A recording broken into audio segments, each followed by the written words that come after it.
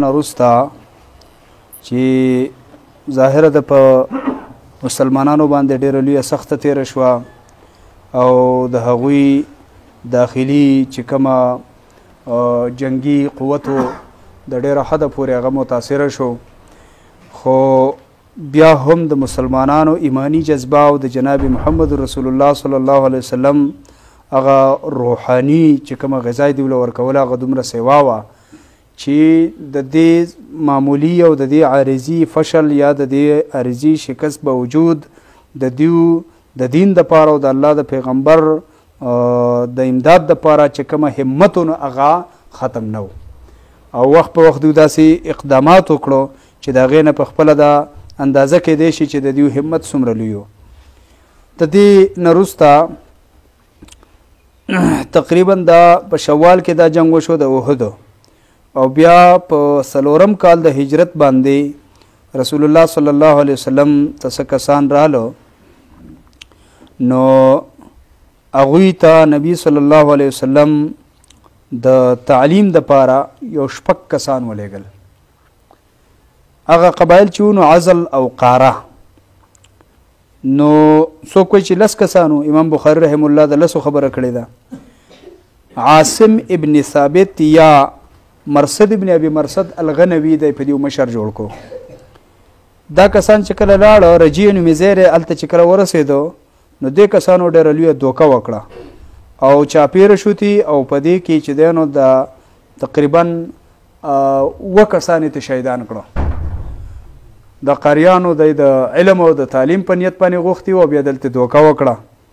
بیا دې نورو ته وایي چې تاسو راکوز شئ، ستاسو دپاره به امن وي. هغوی نه راکوزېده، یو کس پکې راکوز شو، هغه هم هلته شهید که. بیا یې دوکه وکړه. هغه نورو 2 ته ویې ستاسو سره امن دی، خو بهرحال هغه یې ونیوه او بیا یې ژوندي په مکه کې خرڅ کړه. یو په هغې کې دی زید ابن الدسنه او بل دی خبیب ابن عدي رضی الله تعالی عنهم. نو دا یې هلته خرڅ کړه په مکه کې، ځکه چې دیو په بدر کې د مکې والو مشران وجلي وو، نو په هغوی خرڅ کړه او هغوی هلته هغه شهیدان کړه. خبیب رضی الله عنه چې کله شهید کا هغوی ما پرېږدی زه 2 رکعاته مونځ کومه، نو کله چې مونځ کوه بیا یو څو شعرونه م ویلي او د هغې مطلب دا دی چې زما هېڅ پروا نشتي، د الله د رضا لپاره مرګ دی او الله تعالی که زه په هر اړخ رالویږم الله تعالی په قیامت کې ما راپاسوي. او بیا رسول الله صلی الله علیه وسلم ته دا یو فاجعه او یو دردونکی خبر راورسېدو او خبیب رضی الله عنه په دې موقع ویلو چې صرف دا مې ارمان دی چې د الله پیغمبر خبر شوی چې زموږ څه دیو څه وکړو. الله عز وجل په وحی باندې خپل پیغمبر خبر کو او بهرحال ډېر زیات د درد نه ډکه واقعه دا وه. یو بل راله د دې نه زیاته دردونکې هغه وه. دا 4م کال له سفر میاشت ته بیر معونه یو ځای دی، ابو برا عامر ابن مالک یو سړی دی، هغه راغی رسول الله صلی الله علیه وسلم خواله. نبی صلی الله علیه وسلم د اسلام دعوت ورکو، خو اسلام هم رانه وړ او څه خلاف هم ونه کو. خو دی وایي چې د الله رسول خپل ملګري زموږ سره که او هلته یې ولېږه، هلته به خلک او ټولو علاقې ته د دین دعوت ورکي او زه به وله چې دی نو پناه ورکم. نو رسول الله صلی الله علیه وسلم د ده سره 80 کسان ولېږل او منذر ابن عمر چې دی نو دی پې مشر جوړ کو. دا چې کله لاړو بیر معونه یو ځای دی د بنو عامر او د بنو سلیم په منځ کې یو علاقه ده، په هغې کې اوبه غوندې دي، هلته چې دی نو د معونه کویې بیر معونه په نوم مشهور دی. هلته چې دی نو دا خلک چې کله ورسېدو نو دیو دوکه وکړه او په هغوی پسې خپل قبایل ورسره پاسول. هغوی ورته د الله د پیغمبر خط و، خو دغې ظالمانو چې دی نو په هغې هم پروا ونه کړه او هلته چې دی نو حرام ابن ملحان پکې دی، هغې ته هلته شهید که او دغسې چې دی نو مزید دا باقي چې دی نو دی شهیدان کړه. یو کس پکې صرف پاتې شوی و، هغه هم پرې زخمیانو کې و. دوی ووایي چې قسم مړ دی، هغه بیا وروسته مدینې ته راغی دا خبرې ووایي. بیا عمر بن امیه الزمري یو کس دی د رسول الله صلی الله علیه وسلم صحابي دی، هغه روان و، هغه ته چې پته ولګېده چې دا خو شهیدان شوي دي. بهرحال هغه چې واپس کله راځي نو په لاره کې چې دی په یو ځای کې دمه کوله 2 کسان دي، نو ده ووایي چې یاره زموږ سره دا څومره ظلم زیاتی وشو، دا کسان د دې کسانو خلکو. نو بس هلته چې دی نو هغه وده و او ایسته مړه کړه. خو هلته چې وروسته وکاته نو د هغوی څخه خط د رسول الله صلی الله علیه وسلم هغه مسلمانان شوي وو، د هغوی څخه د امن خط ورسره و. نو بس دی ډېر خپیمانه و، راغی رسول الله صلی الله علیه وسلم ته قصه وکړه. نبي صلی الله علیه وسلم وایي چې زه بس دا خو غلطي شوې ده، موږ به د دیو دیت ادا کوو. د دیو دیت په دې طریقه به ادا کوو چې د دیو مشرانو ته د دیو قبیلې خلکو ته به د دیو دیت ورکو نو د مدینې داخلي قانون دا د دې وخته پورې چې مدینه کې د یهودو 3 ډلې وي یوه خو شړلی شوې وه د هغوی د غدر او د هغوی د دوکې په وجه د 2 ډلو سره د وسه پورې لا فلحال معاهده بحال وه یو بنو نذیر یو بنو قریظه بنو نذیر چې دی نو دا په دې کې یو هغه کعب بن اشرف چې هغه مخکې مړلی وجلی دی او د دیو چې نور کم مشرانو نو هغه هم ډېر زیات شرپسنو خو چونکې نبي صلی الله علیه وسلم راغلی بیا دیو څه کولی نه شو نو غلی د واقعې د احد نه وروسته او بیا پکې نور دا 2 ډېرې زیاتې دردونکې واقعې رالې نو د دې سره ظاهر ده د مسلمانانو هغه درد د هغوی هغه اندروني چې اضطراب و هغه سیوا شو نو د دې نه دوی یو غلطه پیدا وچتوله او هغه غلطه پیدا ده چې بس دا مسلمانان دي دا خو اوس د ښې بدې نه ووته نو ښکاره د الله د پیغمبر صلی الله علیه وسلم خلاف بغاوتونه سرکشي او د کافرو سره خصوصا د مکې والو سره ساز باز شروع کو او بیا یو دوکه وکړه نبی صلی الله علیه وسلم د دوی خواله د بنو نذیر چیرې د دې 2 کسانو د دیت په سلسله کې چې دا زموږ د مدینې شریکه مسله ده نو تاسو هم په دیت کې خپل حصه واچوئ دوی صحیح ده کوو ابو بکر رضی الله عنه عمر رضی الله عنه علی رضی الله عنه نور صحابه ور سره دي کله چې دیو الته ورسېد د بنو نذیر خواله بنو نذیر په جدید نقشه کې نن سبا چې کوم ځای مسجد قباء دی د دې او د بنو قریظه چې کومه علاقه وه ریاض طرف ته چې کوم سړک تللی دی د دې په منځ کې په دې بابل کې بنو نذیر اوسېده نو چې کله هلته رسول الله صلی الله علیه وسلم لاړی نو دیو په خپل منځ کې یو میټینګ وکړو او وی چې هلکه د مایچنې یو غټه درنه کمره وه د جرندې وی چې دا به پرې محمد صلی الله علیه وسلم څوک ورواچوي مونږ به ته ووایو فلاني ځای کې به کینی او د برې نه به پرې سړی ورواچو د عمر پورې به دا قصه ختمه شي دیو چې کله دا منصوبه جوړه کړه وی عمرو بن جحاش یو کس دی لعنه الله هغه یهودي چې دی نو هغه دې ته سینه وټپوله چې دا کار به زه وکړم د دغه درنه کمره اوچته یې وړي او په دې کې الله تعالی خپل پیغمبر پوه کړو او د دیو د دې ټول راز نه خبر کړو وی چې تاسو ځئ ځکه چې د دیو منصوبه بل شان ده دیت میت نشته دلته خو ستاسو د مرګ فیصله ده نبی صلی الله علیه وسلم مدینې ته راغی او بالکل چې دغه د وخت نه دی تېر کړی او دغه د خبرې ورکو چې یهودو ته ووایي چې بالکل تاسو په 10 ورځو کې یا دننه وځئ او که نه وځئ نو بیا ځان تیار کړئ مرګ ته دلته عبدالله ابن ابی منافق چې و نو د هغوی د دیو سره د جاهلیت د زمانې نه سازباز و د ملاتړو د یو بل څه چې دی نو معاهدې وي نو هغه ووایي چې زه د دې ذمهوار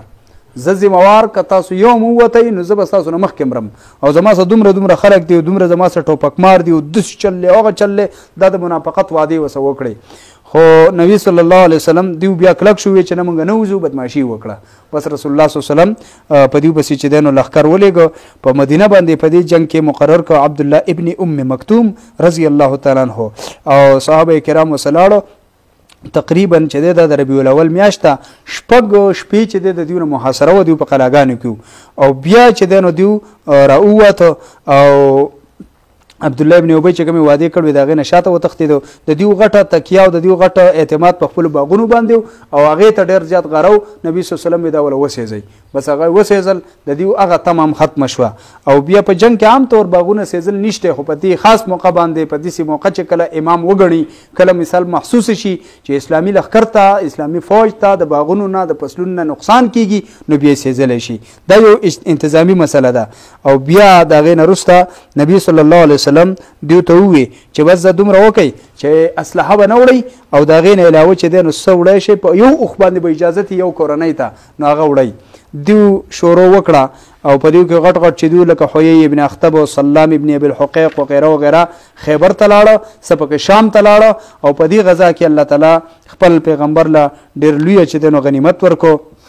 دارنګه چې دی نو سورة الحشر په دې کې نازل شو او رسول الله صلی الله علیه وسلم دا هغه ورځې شپې دي چې په هغه قبیلو چې قاریان شهیدان کړي په هغې باندې به د سهار په مانځه کې به قنوت وي او خیرې به کولې دا یو سنت طریقه ده چې کله داسې یو اجتماعي آفت راشي یا مسلمانانو ته یو مصیبت راشي